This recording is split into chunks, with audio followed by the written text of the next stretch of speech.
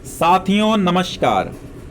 ज्ञान Sindhu coaching classes में आप सभी का स्वागत है।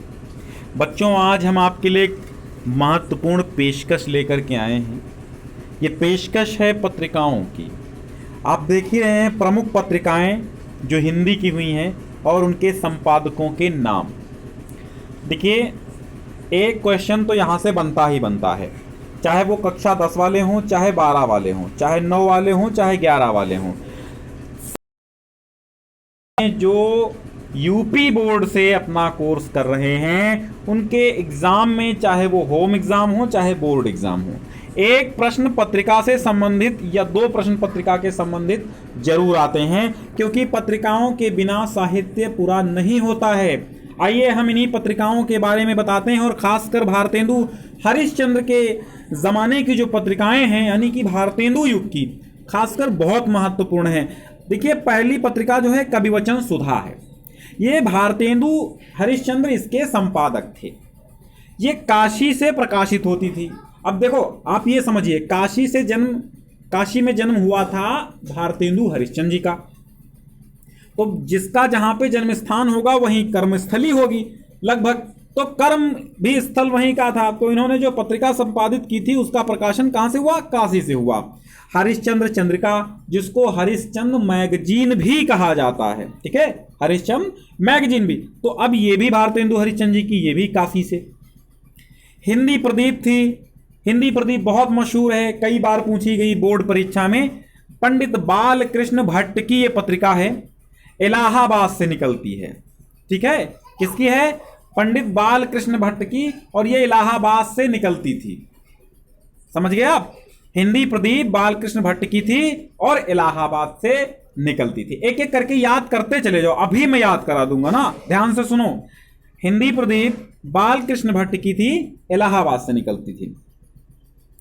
आनंद कादम्बिनी बद्री नारायण चौधरी प्रेम घन की पत्रिका थी, और ये मिर्जापुर से निकलती थी। एक बार फिर से सुने, आनंद कादम्बिनी बद्री नारायण चौधरी प्रेम घन की पत्रिका थी, ये मिर्जापुर से निकलती थी। और ब्राह्मण, जो पंडित प्रताप नारायण मिश्र की पत्रिका थी, इसके संपादक थे, कानपुर से निकलती थी। ब्राह्मण कहां से निकलती थी? ब्राह्मण कानपुर से निकलती थी। पंडित प्रताप नारायण मिश्र जी की ये पत्रिका थी। ओके, चलो बच्चों आगे देखते हैं। द्विवेदी युग, थोड़ी सी चर्चा कर लेते हैं। देखिए, पहली पत्रिका सरस्वती, द्विवेदी युग की जो पत्रिका थी वो थी सरस्वती, और ये सरस्वती पत्रिका के संपादक कई लोग रहे। सबसे पहले जिन्होंने स्थापना की, सरस्वती की संस्थापना की, स्टार्टिंग की, वो थे डॉक्टर बाबू श्याम सुंदर दास। बाबू श्याम सुंदर दास ने 1900 में इसका संपादन कार्यभार 1900 से 1903 तक किया था, और 1903 तक किया था, ठीक है, 1900 से 1903 तक किया था, और 1903 से लेकर के 1920 तक महावीर प्रसाद द्विवेदी रहे थे, और 20 के बाद अन्य दो संपादक इसके और रहे। ये इलाहाबाद से निकलती थी, ठीक है। तो सरस्वती कहां से निकलती थी? सरस्वती पत्रिका इलाहाबाद से निकलती थी। संपादक इसके प्रथम श्याम सुंदर दास थे, और दूसरे आचार्य महावीर प्रसाद द्विवेदी थे। सुदर्शन पत्रिका देवकी नंदन खत्री और माधव प्रसाद मिश्र, देवकी नंदन खत्री और माधव प्रसाद मिश्र, इन दो लोग इसके संपादक रहे। ये भी काशी से निकलती थी, ठीक है। सुदर्शन कहां से निकलती थी? सुदर्शन पत्रिका जो है काशी से निकलती थी, यानी इसका प्रकाशन स्थल काशी था।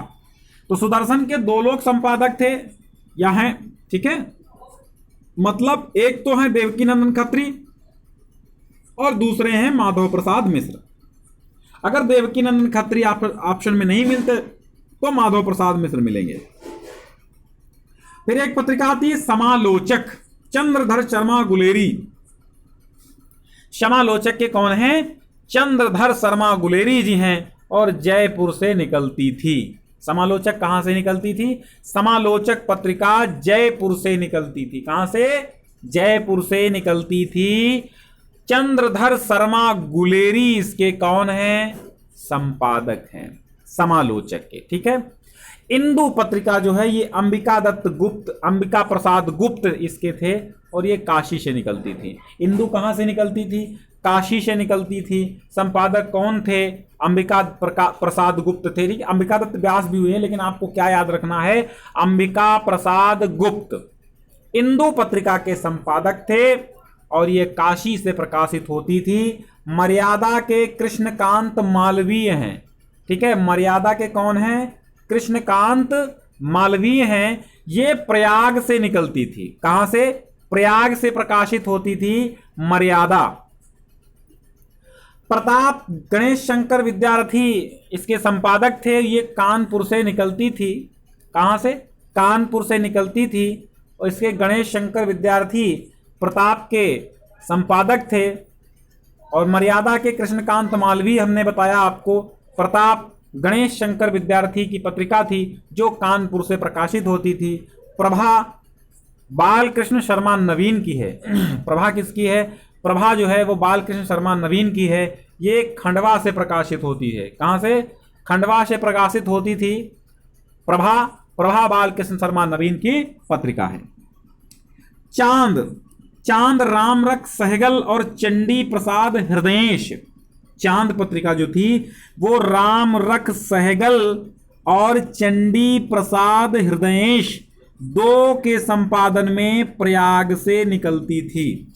ठीक है, चांद पत्रिका जो थी रामरख सहगल और चंडी प्रसाद हृदयेश ये दोनों संपादक प्रारंभिक थे, प्रयाग से निकलती थी।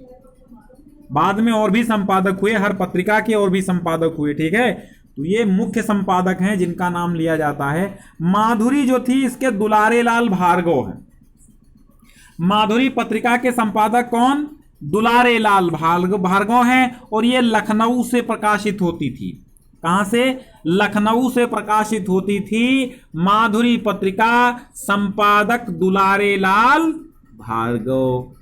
आगे देखिए, ये है छायावाद युग की पत्रिकाएं, जिसको हम गद्य साहित्य में शुक्ल युग कहते हैं, उसी को पद्य साहित्य में हम छायावाद कहते हैं। छायावाद और शुक्ल युग समानांतर थे, समान रूप से चल रहे थे। हंस मुंशी प्रेमचंद की पत्रिका है। हंस के संपादक कौन? मुंशी प्रेमचंद। हंस के संपादक कौन? मुंशी प्रेमचंद। काशी से प्रकाशित होती थी हंस। कहां से? काशी से।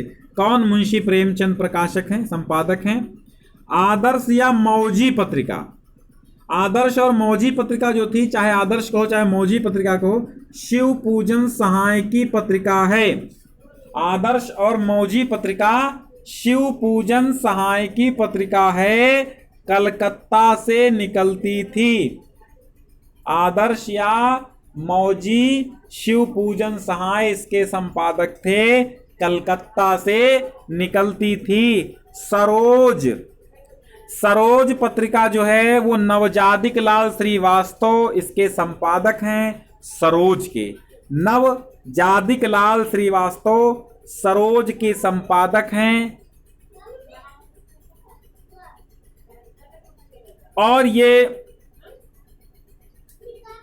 कलकत्ता से निकलती थी। ठीक है, सरोज पत्रिका के संपादक नवजादिक लाल श्रीवास्तव हैं, कलकत्ता से प्रकाशित होती थी। साहित्य संदेश पत्रिका बाबू गुलाब राय की है। साहित्य संदेश, और ये बाबू गुलाब राय की संपादन में आगरा से निकलती थी। साहित्य संदेश आगरा से प्रकाशित होती थी। साहित्य संदेश, और इसके संपादक कौन थे? बाबू गुलाब राय थे। अब आइए, कर्मवीर माखनलाल चतुर्वेदी इसके संपादक थे। कर्मवीर जबलपुर से निकलती थी। कहां से? कर्मवीर जबलपुर से निकलती थी, और इसके संपादक थे माखनलाल चतुर्वेदी। चांद महादेवी वर्मा संबंधित थी। चांद पत्रिका से प्रयाग से निकलती थी। अब आप कहेंगे चांद दो बार बताया। चांद के रामरख सहगल और चंडी प्रसाद हृदयेश बताए, प्रयाग से निकलती थी। तो इधर देखो, इधर भी चांद है। चांद से आप महादेवी वर्मा बताए हैं, ये प्रयाग से निकलती थी। तो भैया पत्रिका वही है, लेकिन छायावाद में महादेवी वर्मा संपादिका थी, और द्विवेदी युग में रामरख सहगल और चंडी प्रसाद हृदयेश थे। मतवाला से संबंधित है निराला, सूर्यकांत त्रिपाठी निराला, ये भी प्रयाग से निकलती थी। आइए छायावादोत्तर युग की पत्रिकाएं देख लेते हैं, जिसको हम शुक्लोत्तर युग भी कहते हैं। कादम्बिनी राजेंद्र अवस्थी इसके संपादक थे। दिल्ली से निकलती थी और आज भी चल रही है। अगर आपसे पूछा जाए कि वर्तमान में भी चल रही है तो कादम्बिनी। धर्मयुग धर्मवीर भारती की और गणेश मंत्री भी इसके संपादक हैं। बंबई से निकलती थी धर्मयुग। धर्मयुग कहां से? बंबई से निकलती थी और धर्मवीर भारती इसके संपादक थे। ठीक है। सरिता पत्रिका कमलेश्वर की है। सरिता किसकी है? सरिता कमलेश्वर और अवध नारायण मुदगल दिल्ली। ठीक है। सरिता या सारिका, शायद सारिका नाम था इसका, देख लीजिएगा। सरिता वैसे हमें पुस्तक में तो सरिता मिला, सरिता या सारिका देख लीजिएगा। सारिका भी आ जाए तो समझ लेना उसको। तो कमलेश्वर अवध नारायण मुदगल, ये दो लोग जो हैं इसको प्रकाशित करते थे। मतलब संपादक थे इसके, दिल्ली से प्रकाशित होती थी। तो सरिता हो गई, कमलेश्वर और अवध नारायण मुदगल, ये दिल्ली से निकलती थी। और हंस पत्रिका राजेंद्र यादव। अभी देखो, कादम्बिनी राजेंद्र अवस्थी और हंस राजेंद्र यादव, बिल्कुल याद रखो, दिल्ली से निकलती थी हंस भी। और गंगा जो थी वो कमलेश्वर की पत्रिका थी, दिल्ली से निकलती थी गंगा। ठीक है। गंगा नामक पत्रिका के संपादक कमलेश्वर हैं और दिल्ली से निकलती थी। ठीक है।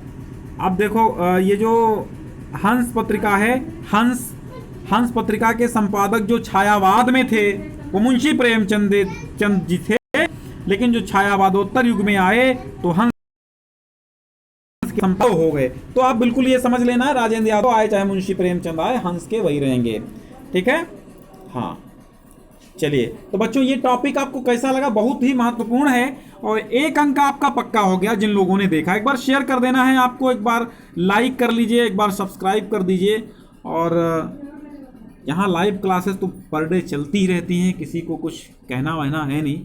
आप प्लेलिस्ट में जाओ। आप अगर कक्षा 10 के विद्यार्थी हैं तो प्लेलिस्ट में कक्षा 10 की हिंदी पूरी पढ़ाई हुई है, सामाजिक विज्ञान पढ़ाई हुई है, चित्रकला पढ़ाई है, तो आप उसको देखिए, प्लेलिस्ट मिल जाएगी। अगर आप सामान्य हिंदी या फिर साहित्य हिंदी के विद्यार्थी हैं तो आपको भी प्लेलिस्ट मिल जाएंगी, आप वहां से देख सकते हैं।